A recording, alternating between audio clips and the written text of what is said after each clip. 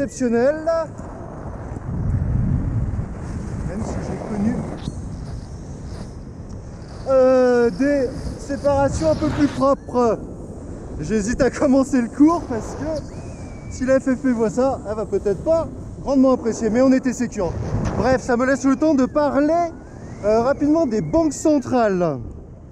En effet, on va faire simple, hein. Qu'est-ce que c'est, à quoi ça sert et comment ça fonctionne, hein, c'est simple. Alors, une banque centrale, c'est une institution publique ou semi-publique qui globalement gère la monnaie d'un pays ou si ces pays délèguent d'un groupe de pays, comme la zone euro.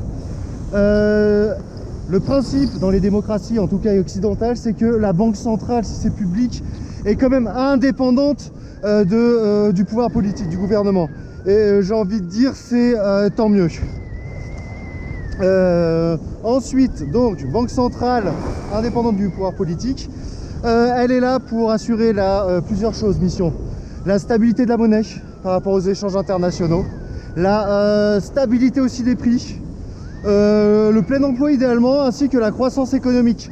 Ça fait beaucoup de missions dont certaines peuvent se contredire. On ne peut pas avoir les quatre à la fois, sauf, on va dire, période exceptionnelle au niveau économique. Ensuite, comment elle agit? Alors, c'est assez simple, on va dire deux choses. Création de monnaie, c'est ce qu'on appelle aussi faire tourner la planche à billets, vous créez de la monnaie. Alors, comment ça se passe en pratique? Par exemple, une banque centrale va acheter des bons, c'est-à-dire des parties d'actions d'un État avec rien, son propre argent quelque part. Voilà, par exemple.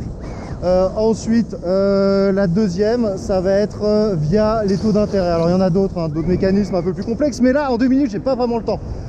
Comment elle va faire ça? Elle va mettre des taux d'intérêt pour les banques de second rang qui vont emprunter.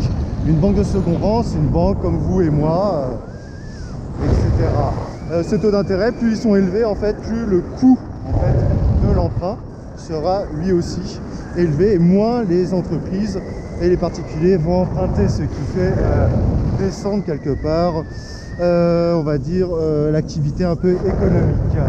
Voilà pour les banques centrales. J'espère que c'est assez clair. Quelques liens bien sûr en vidéo, et hop, on termine avec un posé de pure qualité, un saut de qualité, un petit récap sur les banques centrales de qualité, je l'espère aussi. Et sur ce, as usual, je vous souhaite une excellente journée et à très vite pour de nouvelles aventures. Au revoir.